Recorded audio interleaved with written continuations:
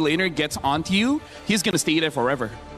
Final pick here. ONIC, to me, could make a statement. Come out here, try to catch AURORA off guard. And they don't. They go Esma. That's a very safe pick. It kind of nullifies that lane. Yep. And it can still jump on the Louis.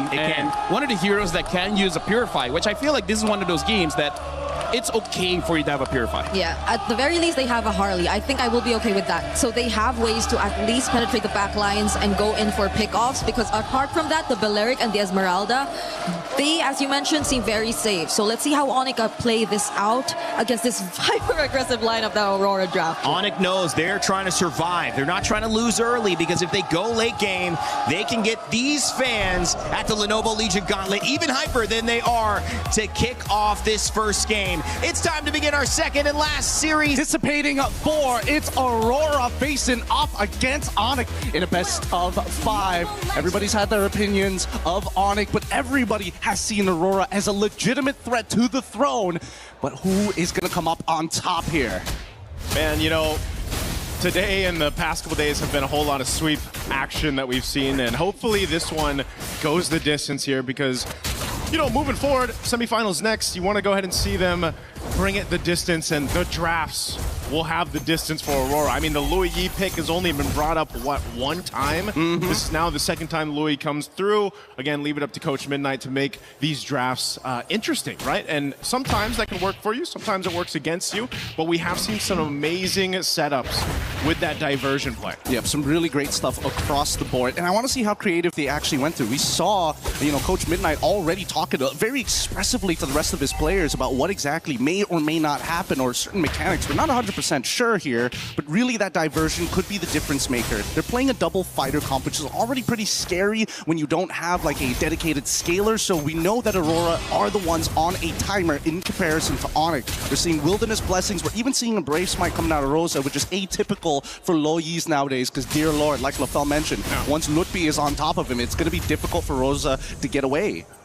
I would say if you look at this for AURORA Gaming, one of the great things about the composition that can go against that setup from Lutfi or anything else is they have a ton of options to just set things up, you know, between pick-off potential here. Looks like Tianzi's going to do a little bit of damage to Keyboy, but just keeps him at bay. And whether that's the kick, you know, from Pagu with that Way of the Dragon, or, you know, Lunar jumping in. I mean, how many times now have we seen the Barretts be placed into that XP lane? The amount of ground coverage Barretts has, especially with a Flicker in Daytona's Welcome combo, is kind of insane. It is. It's really good, but at the same time, right, there's still also the Valentina coming in from Sans. Now, this fight could be a make it or break it here, as we can see that they don't have first position, but here comes the TP. Well, Pagu just trying to buy some time for that diversion. As AURORA comes through, there's the Daytona's Welcome. There's going to crash on the wall. Zanz is gone, but Kyrie will be able to secure the objective. And now Lunar going to try to fight it off here, but gets taken down. So ONIC winning the trade. Really nice trade so far. It's a little sad for Lunar, but somebody has to take the damage, right? Really nicely played by ONIC's side. This gives Kelra just a little bit of time to actually breathe for the moment. Let's let this replay one more time, right? Because AURORA understood one thing. We are going to fight for this neutral objective. Unfortunately, we don't have Pagu to actually open up the map any further. But at this point, trading out against them just isn't worth the time. We already got that one kill onto Sans. At this point, we just need to make sure that we're minimizing the losses, because unfortunately for Lunar, despite Lutfi eventually going to outscale him, he manipulates the waves really, really well.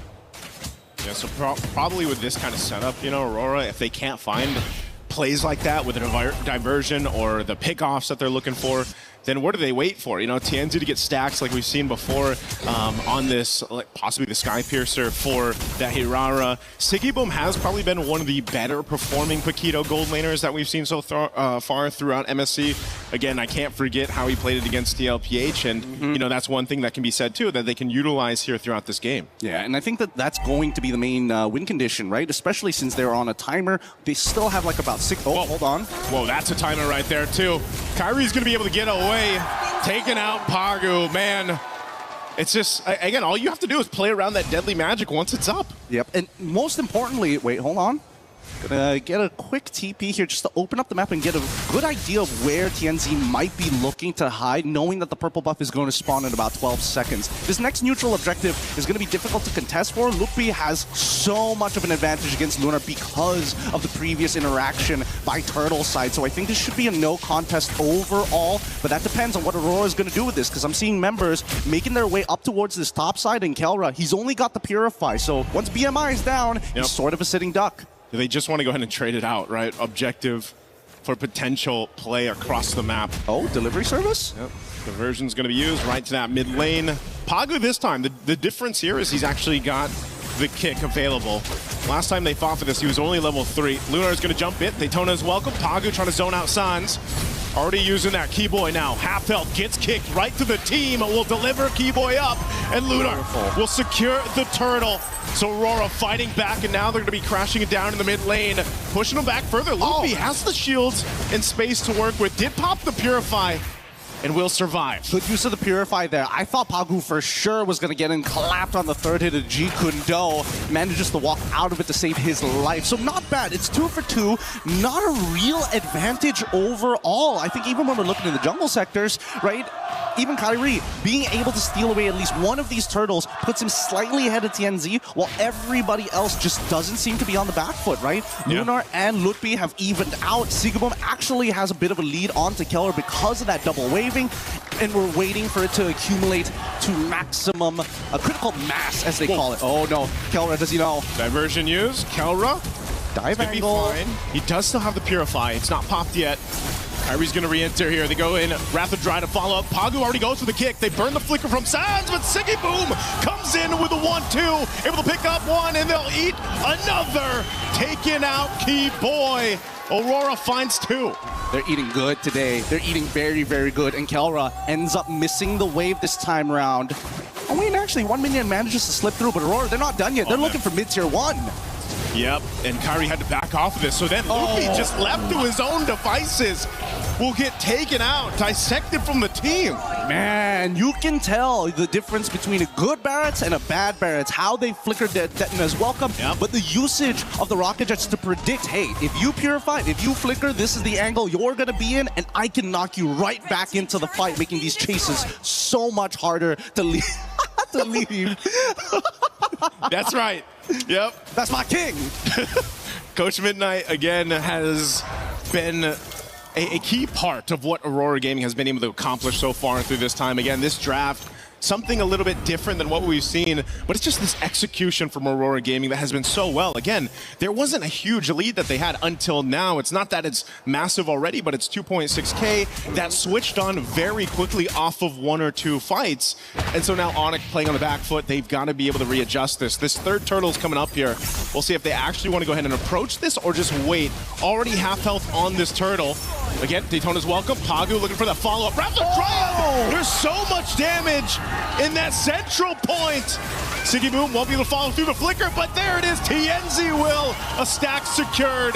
And now he's going to be able to get away here so easily as they look for another. Oh my God. Oh no, Kyrie gets kicked. I know you're a wizard, Harley, but you can't get away. Oh my goodness, Aurora playing out of their minds. The red herrings, they make it look so easy right now, but they're just not missing a single beat. They're not too tunnel vision. They're still open-minded to the way that these fights need to actually progress. Let's look at the replay one more time, right? Because again, this was an incredible catch here, spitting him right into Keyboy's face, making sure, despite the fact that Sans tried to flicker on out of there, dashed twice to make it all happen. The chase, the rundown from Aurora squad, it's difficult to beat. Once that major impact is landed and Keyboy doesn't have that Wrath of the Dryads, it's so much harder for ONIC to peel them away.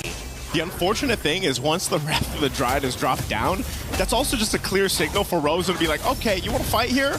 I'm just going to go ahead and get these yin-yang interactions procced off, you know, and pump out enough damage. Everyone's centered around that Wrath of the Dryad setup anyway from Keyboy that that the Luigi pick is actually a great counter into that. And that's the thing. It's about finding the anchors here. So far, Aurora, Rosa has been generally untouched this entire game. And, you know, given the caliber of player, Rosa just doesn't seem to ever be out of position. And that's where Pagu comes in saying, I'm willing to die for the Thorn Queen every single time, if necessary, just to make sure that Rosa doesn't fall behind. On the opposite side, right, ONIC doesn't necessarily have a dedicated anchor. When you are pulling backwards, who do you fall back to if not Sans? Yeah, that's why one of the things, again, if you look at what ONIC can do here as they fall further behind, man, 7,000 gold deficit for ONIC. You've got to play into the Claude, right? You've got to go ahead and let Calra get to that point, but then even so, if you already have the Trinity, you walk into those team fights, it's going to be the same case where you're just overloaded with that damage, that front damage that Aurora has to play around with, and this Lord is going to go freely over to Aurora Gaming. Well, that's a really good point here. In just a little bit, Zipper, could you pull up the items? I mean, we need to know how far Kelra is from that Trinity as of right now. I think he should already be done with the Golden Staff based on the total amount of gold the team has, but I'm not 100% sure. In the meantime, though, Sigaboom, this is probably the strongest he is going to be throughout the game. He legitimately can 1v1 Kyrie, Sans, and Kelra if they just walk into a bush, and I think that's the big fear for Aurora. Opening up the map, especially with Keyboy, he's died 3 times opening up the map and fighting for that space. It's just really hard to get back up for him. We'll see how they play this out. Lord slowly walking up here to this mid lane. They still have the Holy Defense Shields to play around with, but ONIC, again, with this kind of lineup, can they still defend this? 10 minutes into the base, the Lord charges in that mid turret.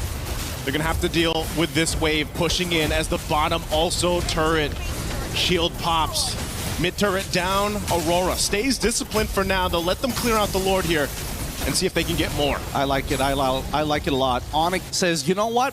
Mid inhibitor, whatever. We can deal with it no matter what. As long as it's not the long lane and we have to play this awkward Lord fight every single time, especially dancing around that pit, it's just not worth the effort. And ONIC recognized that, right? It's the setup for the later half of the game to make sure that Kelra is in a good position, because so far, there's probably their only win conditions besides, you know, maybe punishing Pagu, maybe punishing Sigaboom. And even then, you kind of need Kyrie +1 to make that happen. Let's look at the items, because finally, we see 2 already completed for Kelra. Kyrie actually opting to go for a more bruiser build this time around. He does not want to die randomly to either Sigaboom or even to someone like Rosa.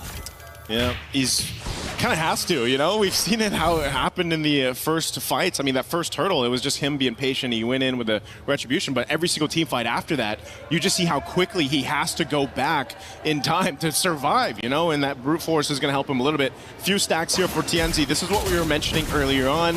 You know, you're going to pick up that Aurora, you're going to be able to get those stacks. You're a threat in itself. And honestly, if ONIC puts too much to try to deal with Tienzi, that's where, you know, again, they're not paying attention to the rest of the side, the side attack here from Sigaboom or even the diversion from Rosa. There's almost too many things that ONIC has to be wary of in these team fights just because of the nature of composition that Aurora has. Oh, yeah. And that, I think that's going to be hard for especially Lutfi. As much as he wants to be in the faces, he needs to act as Peel. He needs to cut Lunar off from certain angles and force him to flicker. But as you can see, right, it's moments like this where Lutfi, he can't just stay in front of their face forever. He has to pull in and out consistently to maintain his health. Okay. Again, at least some defensive items here being picked up now by ONIC, even in Immortality for Keyboy, just to get him there a little bit longer. Kyrie will pick up Genius Wand. Sans has been holding on to the Lui Yi ult, right? That diversion. Maybe there's some trickery that they can go with to set them out for this fight for the Lord, or potentially take it. I think the winning play is if Sans steals the Detna's welcome, and he is able to combo with the Falling Star Moon to guarantee somebody gets locked against the wall during a neutral objective. That's my best guess. Because so far, I feel like Aurora are hyper aware of specifically Keyboy. They're like, Kelra, okay, sure, we got flickers, we can get out of it. He only has Purify, so after the BMI, there's no follow-up after that. The next problem will be whether or not we're too low and Kyrie is able to kind of clean this up. Considering his build, we're not going to get one shot. It's over a duration of time. So really just boils down to how Lutfi, Sans, or even Keyboy finds an out-of-the-box play. The out-of-the-box play is going to have to happen in the defense, man. Again, with the backs against the wall. This Lord should still be able to be dealt with, though, given the fact that you're 10 minutes in. You know, you've got pretty good clear with this. They can lock it down if they have to, if it's sacrificing that Wrath of the Dryad to go ahead and keep this thing forward away from that crystal. that could be a play for ONIC. But just like them, Pagu's got his own immortality. Yep. They've got their defensive items to work with too. They're going to go ahead and push it in. They want to take this top turret down first while ONIC deals with the Lord. They're going to go anyway. Daytona's welcome. Right on target. It's the tankiest member. It's going to get kicked away too. Keyboy dropping down the Wrath of the Drive with the back line. Tienzi is there zoning everyone away. It's a split fight happening here with already Keyboy buying so much time. Finally goes down. But now Aurora looking to cap out game of one. ONIC on this defense. They got to clear out these waves. They're still charged up. Tienzi will jump in. Able to take out Kaura. And that's going to be it for game one. ONIC facing a tough loss against Aurora Gaming. Beautifully played by Tienzi. That's how you